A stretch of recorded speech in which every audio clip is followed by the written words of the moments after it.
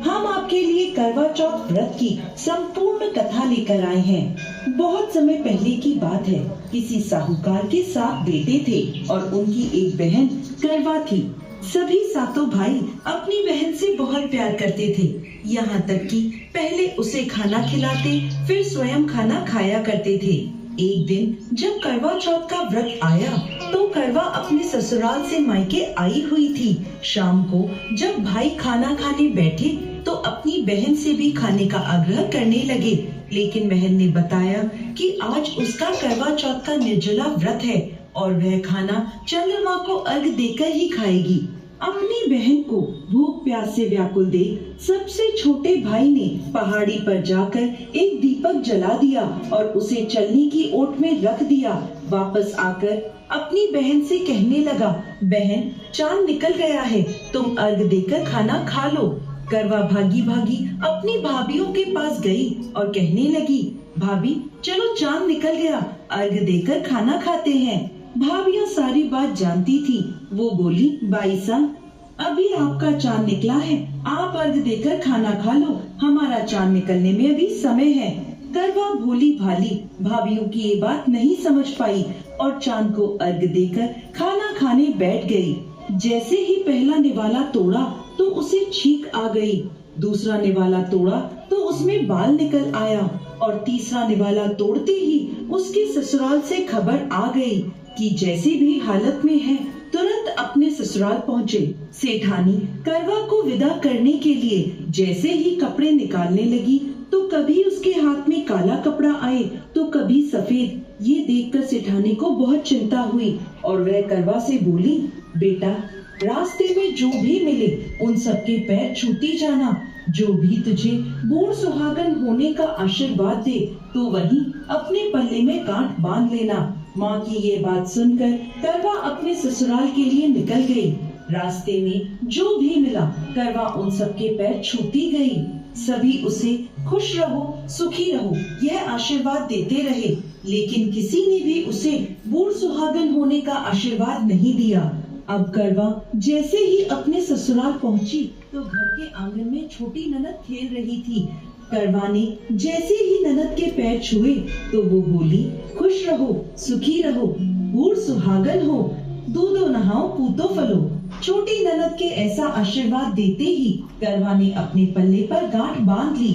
जैसे ही वो अंदर गई तो देखती है आंगन में उसके पति का शव रखा था और उसे ले जाने की तैयारी की जा रही थी। यह देखते ही करवा रोने लगी, विलाप करने लगी और कहने लगी, मैं इन्हें कहीं नहीं ले जाने दूंगी, इन्हें कहीं मत लेके जाओ। जब कोई भी उसकी बात नहीं माना तो वो बोली, मैं भी इनके साथ चलूंगी। सभी ने विचार किया कि साथ में ले चलते हैं इसको।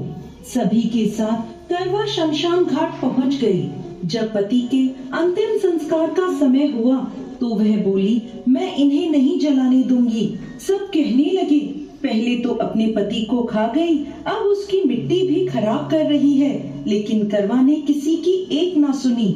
सभी लोगों ने आपस में विचार विमर्श किया और उसको शमशान में ही एक झोपड़ी डलवा दी। उस झोपड़ी में करवा अपने पति को लेकर रहने लगी। अब करवा सुबह शाम अपने पति की साफ सफाई करती और उसके पास बैठी रहती थी। सुबह शाम छोटी ननद आकर उसे खाना पानी दे जाया करती थी। अब वह हर महीने की चौथ का व्रत करने लगी। व्रत करती, चंद्रमा को अर्घ देती और जब पूजा करने बैठती तो चौथ माता प्रकट होकर कहती, करवो ले घड़ी बुखारी करवो ले, भाइयों की प्यारी करवो ले। तो करवा उनसे अपना सुहाग मांगने लगती। हर महीने की चौथ माता उससे कहती, तेरा सुहाग हमने नहीं, सबसे बड़ी चौथ माता ने लिया है, उनसे अपना सुहाग मांगना। ऐसे करते करते अश्विन की चौथ आई तो करवा उनसे कहने लगी, माता मैं 12 महीने से यहाँ बैठी चौथ का व्रत कर रही हूँ, अब तो मुझे मेरा सुहाग वापस लौटा दें। तब अश्विन की चौथ माता करवा से कहने लगी, तेरा सुहाग हम नहीं लौटा सकते, तुझसे बड़ी कार्तिक की चौथ माता नाराज है। यदि तू अपने पति के प्राण वापस चाहती है तो उनके पैर पकड़ लेना और उनके पैर छोड़ना मत। 16 श्रृंगार का सारा सामान तैयार रखना। ऐसा कहकर चौथ माता अंतर ध्यान हो गई। जब कार्तिक की बड़ी चौथ आई तो करवा ने अपनी छोटी ननद से 16 श्रृंगार का सुहाग का सारा सामान मंगवाया। जब ननद ने जाकर माँ को यह बात बताई तो सास बोली, पागल हो गई है, जो मांगती है दे आओ। छोटी ननद सुहाग का सारा सामान लाकर करवा को दे देती है। अब वह करवा चौथ का व्रत रखती है, चंद्रमा को अर्घ देती है और जैसे ही जोत करी तो चौथ माता उसके सामने प्रकट हुई और कहने लगी, करवो ले, घड़ी बुखारी करवो ले, 7 भाइयों की प्यारी करवो ले, दिन में चांद उगाने वाली करवो ले। तब उसने उनके पैर पकड़ लिए और बोली, माँ मेरा सुहाग मुझे वापस लौटाओ। ये सुन चौथ माता बोली, अरे तू तो बहुत भूखी है, 7 भाइयों की प्यारी है, तुझे सुहाग का क्या काम। तो करवा कहने लगी, नहीं माता, मुझसे बहुत बड़ा पाप हो गया, मेरे सुहाग को मुझे वापस लौटा दो माता। मैं आपके पैर तब तक नहीं छोड़ूंगी जब तक आप मेरा सुहाग मुझे वापस नहीं लौटाती। यह सुनकर चौथ माता ने करवा से एक एक कर सुहाग का सारा सामान मांगा और करवा उन्हें सारा सुहाग का सामान एक एक कर देती गई। तब चौथ माता उससे कहने लगी, तुझे जरूर व्रत करने की सारी विधि सब बात कोई समझा के गया है। तो करवा कहने लगी, माता मुझे तो हालात ने सब कुछ समझा दिया है, आप बस मेरा सुहाग मुझे वापस लौटा दें। तब चौथ माता ने अपनी आँखों से काजल निकाला, उंगलियों से मेहंदी और मांग से सिंदूर निकालकर उसे करवे में घोल दिया और उस जल से उसके पति को छींटा लगाया। छींटा लगते ही उसका पति जीवित हो गया। जाते जाते चौथ माता उसकी झोपड़ी पर लात मार गई, जिससे उसकी झोपड़ी महल में बदल गई। करवा के सब सुख आनंद हो गया। शाम को जब छोटी ननद भाभी के लिए खाना लेकर आई तो देखती है कि भाभी की झोपड़ी तो कहीं है ही नहीं, उसकी जगह एक बड़ा सा महल खड़ा है। उधर करवा खिड़की में बैठी छोटी ननद के आने की प्रतीक्षा कर रही थी। छोटी ननद को आता देख करवा दौड़ी दौड़ी उसके पास गई और कहने लगी, देखो भाई साहब, आपका भाई जीवित हो गया। घर जाओ और माता जी से कहो कि गाजे बाजे के साथ हमें लेने आए। छोटी ननद दौड़ी दौड़ी माँ के पास गई और कहने लगी, माँ भाई जीवित हो गया।